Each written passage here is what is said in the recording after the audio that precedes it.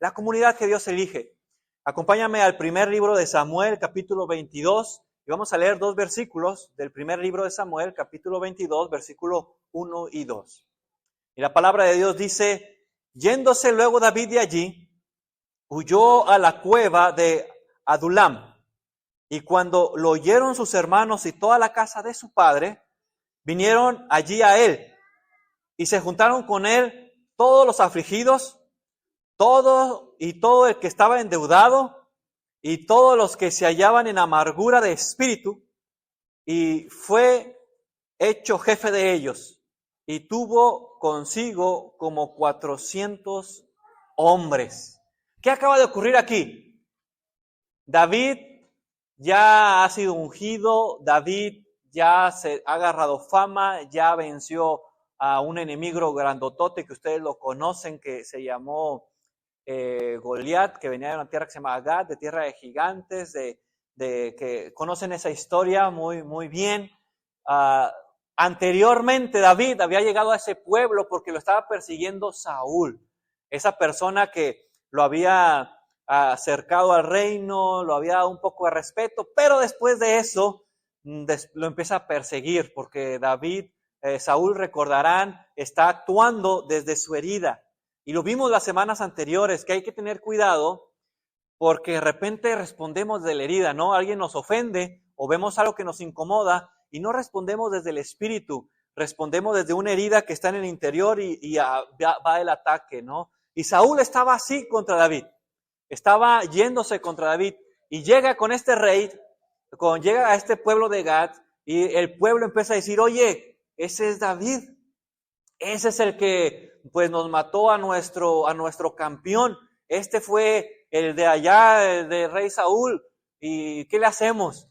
Y entonces cuando David se da cuenta de lo que lo están reconociendo, él empieza a actuar como pues alguien fuera de sí, alguien loco, alguien como un loquito, y empieza a decir la escritura en los versículos anteriores, que empieza a hacer como gestos, como alguien que está fuera de sí, como malito, le diríamos, ¿no? Y entonces dice el rey de Gad, dice: pues no lo ven, míralo, no está en sus 5 sentidos, es un loquito, ¿cómo van a creer que es el rey David? Que se vaya. Entonces encontramos esta historia, donde él llega a este lugar, a esta cueva, a la cueva de Adulam, que significa refugio, y ahí encontramos todo ese desarrollo. Huyó a la cueva de Adulam. Adulam significa refugio o lugar de testimonio, y está entre Judea y Filistea, y es un punto que es estratégico y es seguro. Es interesante que se refugian ahí, no solo David, se refugian sus padres y sus hermanos.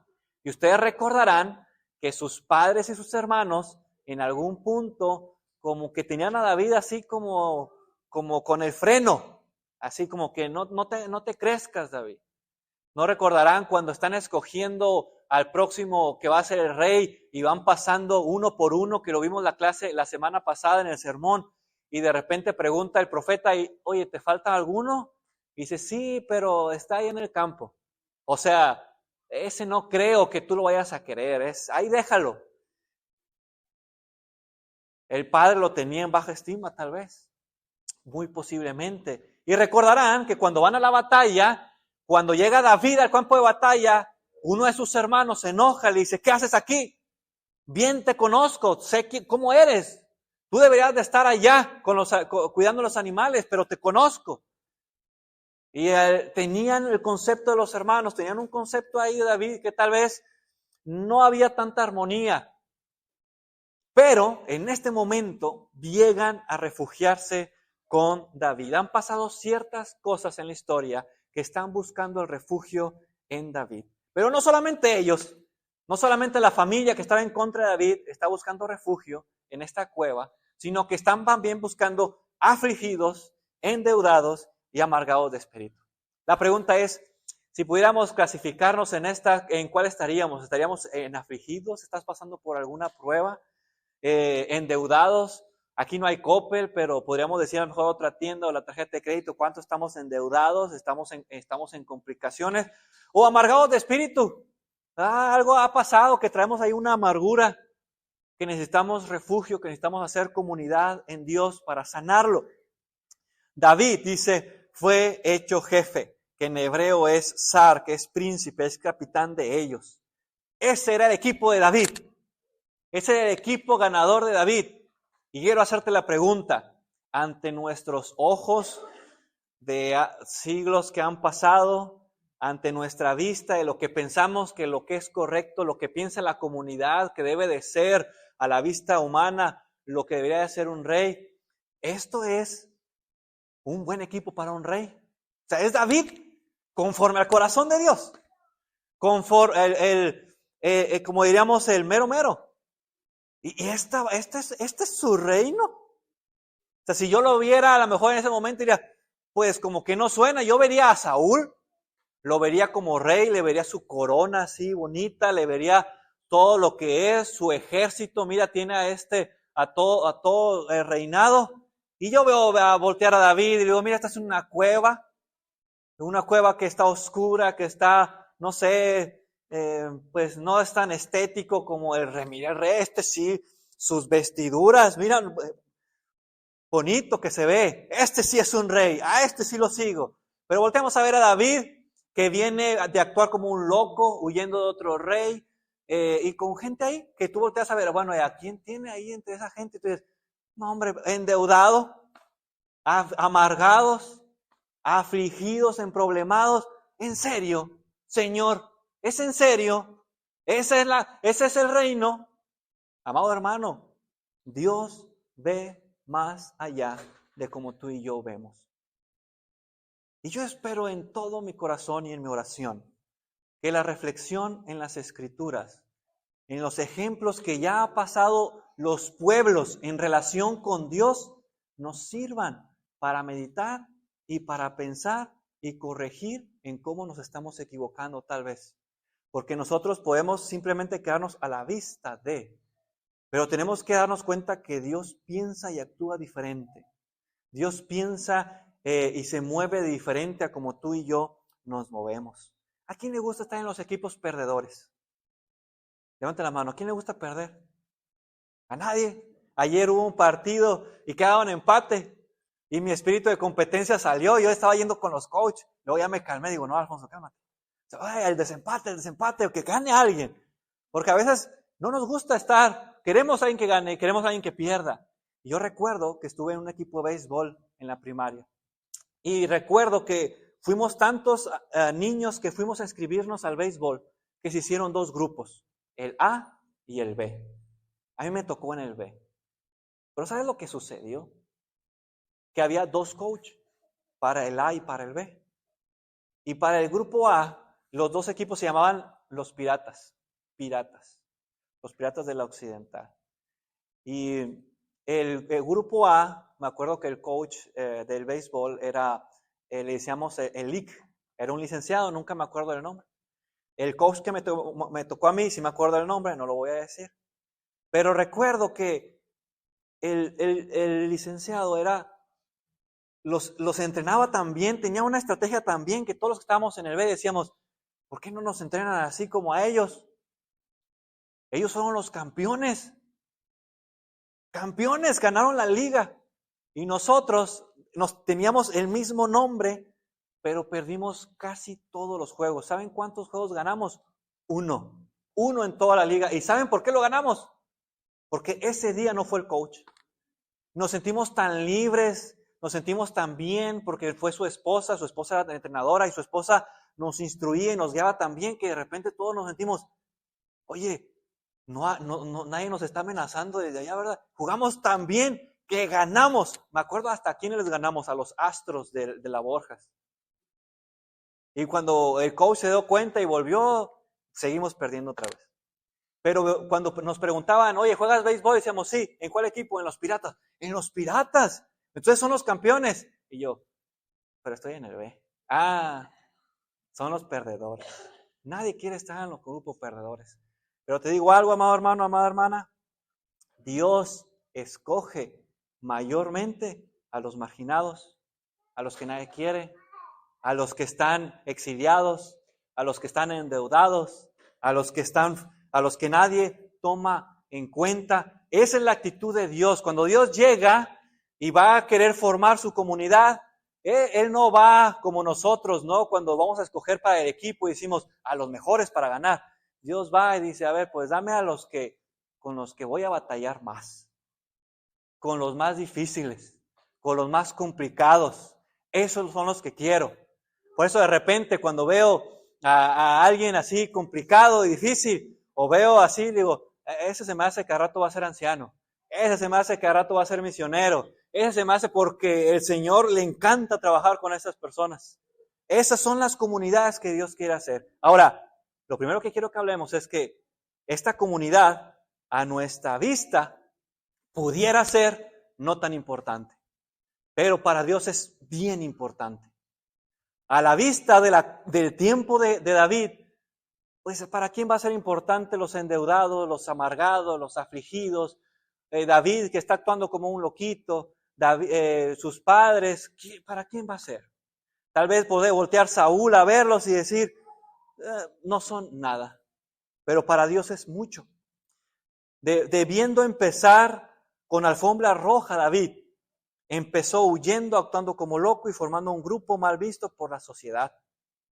¿Quién quiere un rey así? Eran amargados, eran endeudados y amargados de espíritu. Los afligidos pueden ser personas oprimidas, perseguidas o marginadas. Los endeudados eran personas atrapadas por injusticias económicas, posiblemente bajo el sistema que no se estaba cumpliendo en ese momento. Y los amargados de espíritu posiblemente eran personas descontentas con la situación política y social bajo el liderazgo de Saúl. Ahora, Dios quiere enseñarle a David quiénes son la comunidad que Él busca. Y es lo primero que nos quiere enseñar también el Señor a nosotros. ¿Quiénes son las personas que Él está interesado en buscar? Aunque todos son bienvenidos en el reino de Dios, aunque todas las personas que se arrepientan, todas las personas que reconozcan a Jesús como su Rey y se sometan en obediencia a este Rey, son y serán parte de este hermoso reino, Dios tiene una alta inclinación por la gente marginada, por la gente desplazada, por la gente que sufre, por la gente que tiene un corazón contrito y humillado, porque ese corazón no lo rechaza Dios. Y ante todo eso, nosotros tenemos que prepararnos como comunidad para pensar que si Dios está altamente inclinado hacia ese tipo de gente, nosotros tenemos que también serlo. Darnos cuenta que cuando vemos ese tipo de personas decimos, fíjate, el Señor quiere eso, el Señor quiere aquello, el Señor quiere a esas personas. Si en algún momento tú entras a las redes sociales, tú verás que hay un fenómeno en la ciudad de Tijuana que se llama la patrulla espiritual. Y es un grupo de personas que están levantando gente de las calles para meterlo a centros de rehabilitación. Y entre esos centros de rehabilitación levantan gente que vive en drogadicción. Y una de las personas que está ahí, que es uno de los líderes de estos centros de rehabilitación, cuando los ve, él les dice, ¿sabes que tú eres un tazo dorado? Y para los que no recordarán, en México habían unos tazos, unas piezas que salían en los fritos que eran pues muy codiciadas por los niños y de repente salían algunos de tazos dorados que eran lo que más buscaban. Y es interesante porque cuando él ve a alguien sucio, ve en malas condiciones, que ya no piensa bien, lo primero que él piensa es, eres un tazo dorado. Y me llama la atención porque ¿cómo piensas tú cuando ves a alguien que es a la vista, simple vista, pudiera ser que es marginado, que está endeudado, que está amargado? Lo vemos como que, no te me acerques, no quiero ser parte de tu comunidad, no quiero ser parte de ti. O vemos como Dios ve, quiero que seas parte de mí. Fíjense cómo Dios piensa en 1 Corintios, capítulo 1, versículo 27 y versículo 28, en primera carta a los Corintios. Pero Dios escogió lo insensato del mundo para avergonzar a los sabios, y escogió lo débil del mundo para avergonzar a los pobres. También escogió Dios lo más bajo y despreciado, y lo que nada es, para anular lo que es. Me encanta este pasaje porque está poniendo de cabeza el reclutamiento y selección de Dios. Mira lo que piensa Cristo en Marcos capítulo 2, versículo 15 al 17. Dice, le preguntan, ¿y come con recaudadores de impuestos y pecadores? Al oírlos, Jesús les contestó, no son los sanos los que necesitan médico, sino los enfermos. Y yo no he venido a llamar a los justos, sino a los pecadores. ¿Qué tipo de comunidad vienes a ver? O la pregunta es, ¿qué tipo de comunidad quieres formar? ¿A qué tipo de grupo quieres pertenecer? ¿Al de Saúl? ¿Al que en apariencia es? ¿O al que Dios ve y quiere? Aunque parezca que estábamos perdiendo. Aunque parezca que se ve sucio, endeudado, amargado, despreciado. Pero es lo que el Señor quiere. Es el Señor el proceso por donde quiere iniciar. ¿Cómo poder serlo? ¿Cómo poder llegar a ser parte de una comunidad si primero deja de menospreciarte por tu pasado o por tus errores? Para poder formar parte de una comunidad, tienes que darte cuenta que tu pasado o los errores que has cometido no deben de limitarte. Porque hay gente que dice, yo he sido tan mala que ya no puedo formar parte, el Señor nunca me va a perdonar. Mírame endeudado, marginado, amargado. ¿El Señor qué tiene para mí? Lo primero que tienes que pensar es que Dios te está buscando. Dios quiere un encuentro personal contigo. Acepta el valor, acepta que el valor no depende de la posición, sino de la elección y el llamado divino.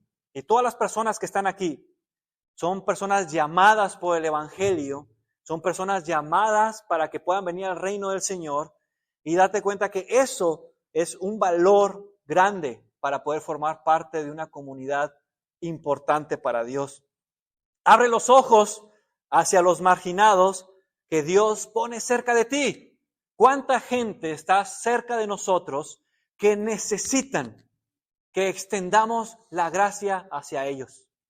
¿Cuánta gente que conocemos que a nuestra vista pareciera que no alcanzan o que no son dignos o que no pueden formar parte de? Realmente Dios sí está considerándolos y que por eso el Señor te puso frente a ellos, que por eso el Señor te puso en ese momento con ellos para que puedan también recibir a la salvación.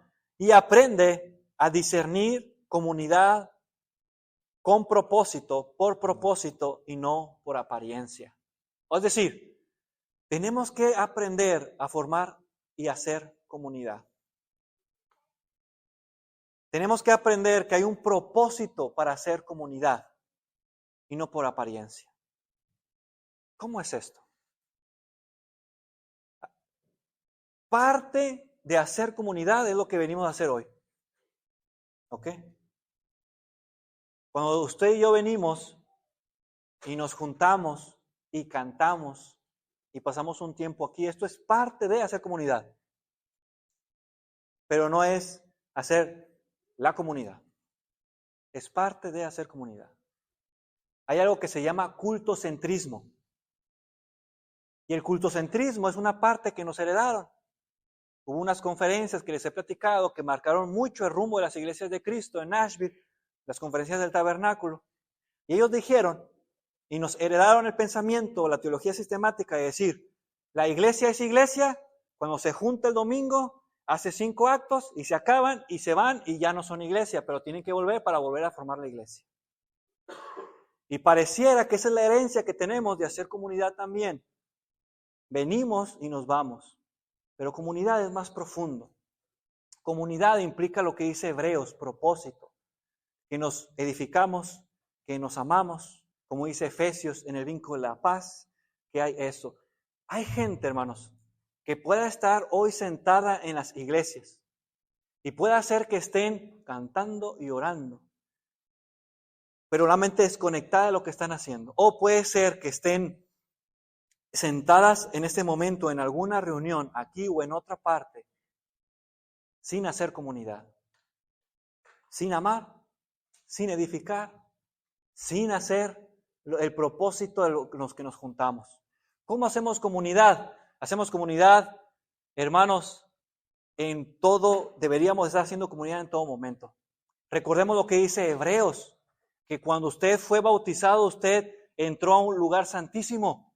Usted no está entrando al lugar santísimo y saliendo del lugar santísimo, y que ahora soy iglesia, ahora no soy iglesia, ahora estoy adorando, ahora no estoy adorando. Usted desde que salió de las aguas del bautismo ha entrado al lugar santísimo, y usted sale de aquí y usted es un adorador.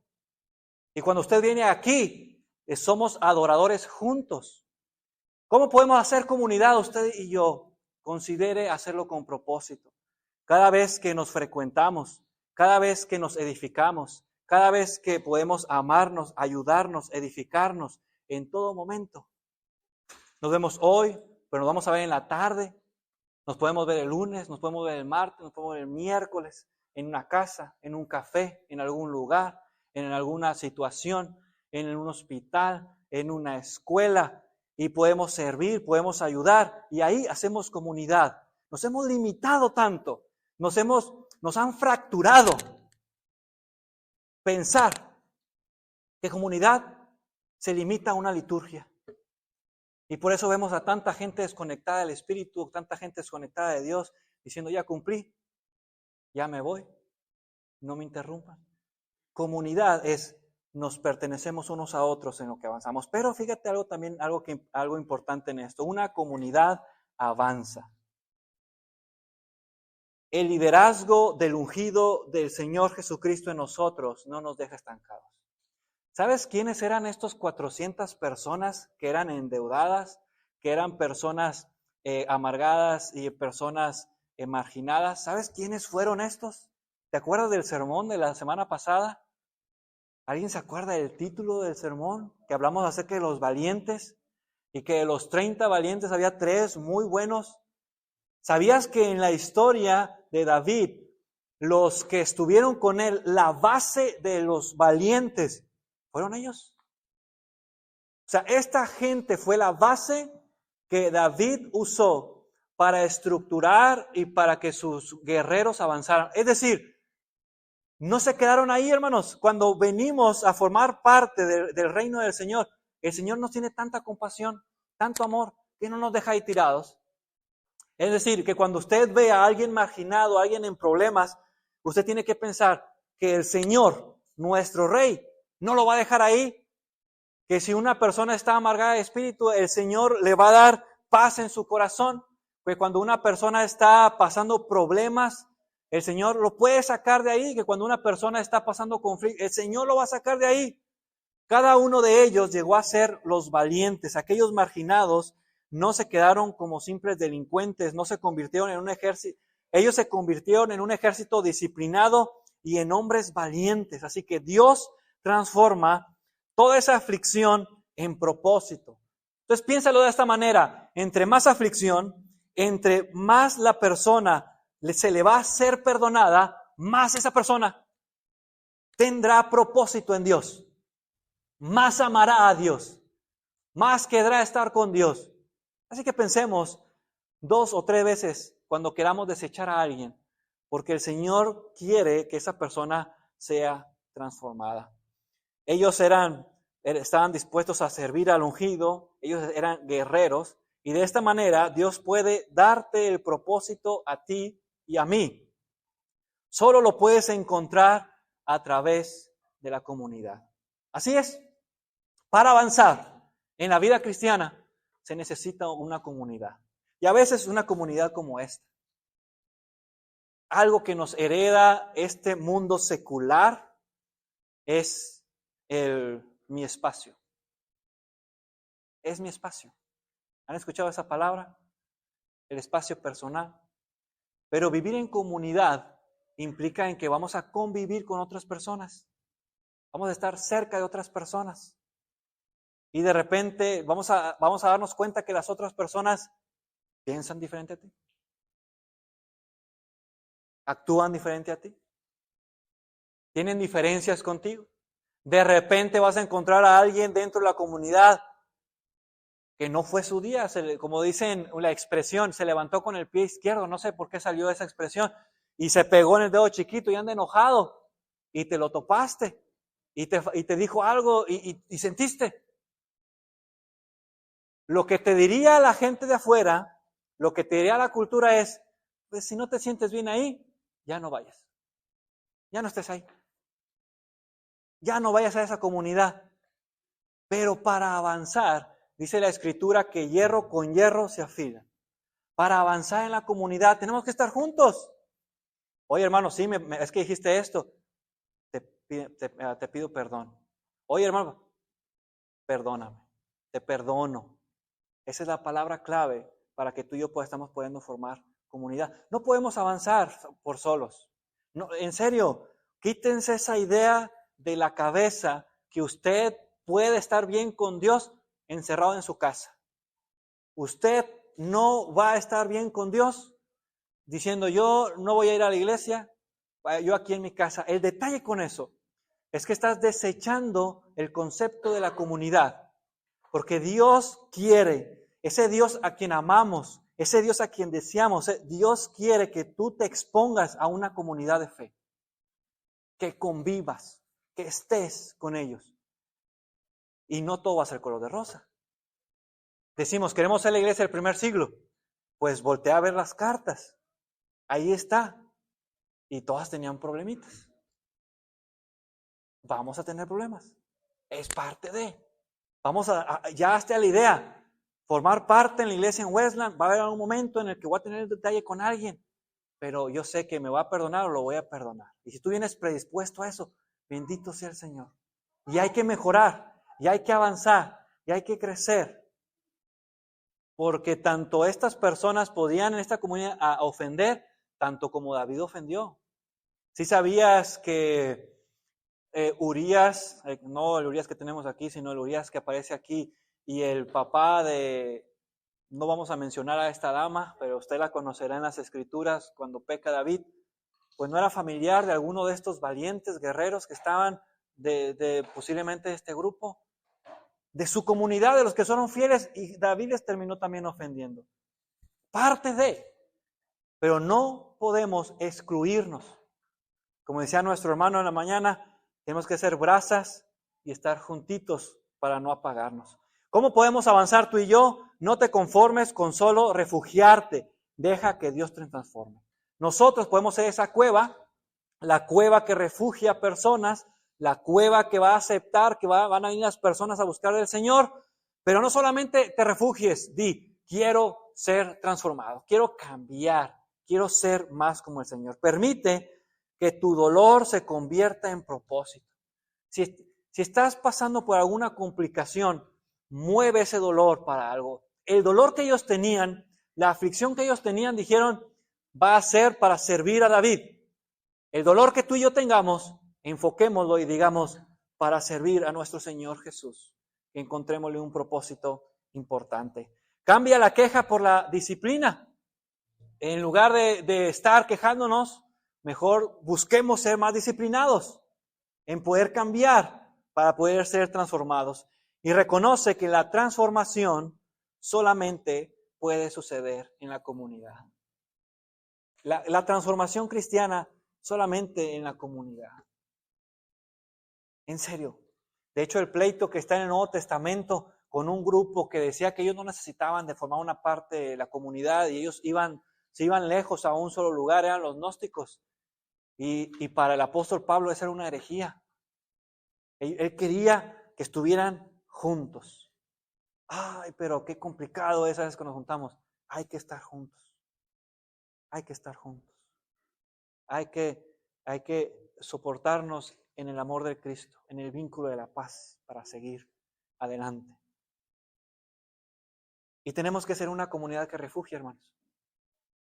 La comunidad es la unión de todas las personas salvas. Hacemos comunidad cuando damos refugio a todos los afligidos, a los que se esconden en cuevas, a los endeudados, a los que tienen resentimiento. ¿Cuántas personas en la actualidad están buscando un refugio? ¿Cuántas personas tú y yo conocemos que están endeudados? que están en aflicción de espíritu? ¿Cuántas personas tú y yo conocemos, amado hermano, amada hermana, que están afligidos por las situaciones, que la condición política, que cualquier cosa que se esté manejando actualmente, ahorita están buscando un refugio? Y están a veces hasta con miedo. Imagínense esta escena, están llegando a una cueva para refugiarse, para esconderse de Saúl, de sus políticas, de los impuestos que está poniendo, de todo lo que está manejando. Y dicen, pues, ¿quién nos va a defender? Pues ahí está David. Pues es el único que podamos con él. Hay tanta gente que está buscando en este momento un refugio. Y vamos a presentarles a nuestro Rey, a Jesús, y decirles, aquí pueden encontrar refugio, aquí pueden encontrar paz, aquí pueden encontrar amor. Hacemos comunidad cuando damos ese refugio a los demás, a los afligidos, a los endeudados, a los que tienen resentimiento. Cuando nos juntamos para amar, para edificar, para servir, hacemos refugio y hacemos comunidad. ¿Cómo hacemos comunidad el día de hoy? ¿Cómo hacemos tú y yo comunidad para refugiar a los demás? ¿Cómo nos podemos cuidar los unos a los otros? Te invito a que consideres extender el concepto de iglesia y de comunidad a más de simplemente venir y pasar 1 o 2 horas aquí. Piensa en hacer comunidad entre semana, en brindar un servicio a un hermano, en frecuentarse, en edificar, en hablar, en pasar tiempo juntos, en ayudar. A veces hay tantas cosas que no consideramos tan importantes, pero que son importantes. Piensa en alguien a quien puedas dar refugio en esta semana, que esté en problemas, que necesita toparse con nuestro príncipe, con nuestro rey, y que puedan sentirse refugiados en ese caso fue una cueva, pero nuestra comunidad puede ser ese refugio para ellos. Ellos se puedan sentir seguros, llamados y cuidados. Personas que aunque tengan 1000 errores, el Señor los puede llevar a ser valientes, transformar sus vidas para que puedan ser guerreros y salir adelante. Eso es lo que podemos formar como parte de la comunidad. ¿Qué no es comunidad? Y con esto empiezo a cerrar. En una ocasión le preguntaron al diablo, esta es una ilustración, pero en una ocasión dice un escritor que le preguntaron al diablo, ¿qué pasaría si gobernaras el mundo? Le hicieron la pregunta al diablo. Y el diablo dijo, si yo gobernara el mundo, dijo, no habría crímenes ni vicios. Todo sería moralmente correcto. Todo estaría en orden. Y en las iglesias estarían llenas. Pero Cristo no sería predicado en sus púlpitos. La comunidad, hermanos, la iglesia, es gente pecadora, como tú y como yo. Gente malvada, como tú y como yo. Gente con errores, como tú y como yo. Que por el único motivo por el que tú y yo podríamos decir que somos salvos es por la obra redentora de Jesús. El diablo, el enemigo, lo que quiere hacer es cambiar el concepto a lo moral y decir, yo soy una persona buena, yo no necesito ir a la iglesia, yo no necesito una comunidad, yo no miento, yo no robo, yo no he hecho nada malo. Y ese tipo de pensamientos es el que el enemigo quisiera tener, quisiera lograr en todo el mundo. Tendría iglesias llenas, pero Cristo no sería predicado ahí, porque cuando tú y yo mencionamos a Cristo como Rey de esta cueva, de esta comunidad, tenemos que reconocer que tú y yo somos pecadores. Y que lo moral que tú y yo podamos tener, lo bueno que tú y yo podamos tener, simplemente es porque Cristo sí está predicándose en los púlpitos y en las comunidades que tú y yo formamos. La iglesia, la comunidad, no se distingue ante el mundo por la moralidad. La iglesia, nuestra comunidad, se va a distinguir porque Cristo es el que transforma la vida de la gente malvada que hoy estamos aquí reunidos. Solo por Él podemos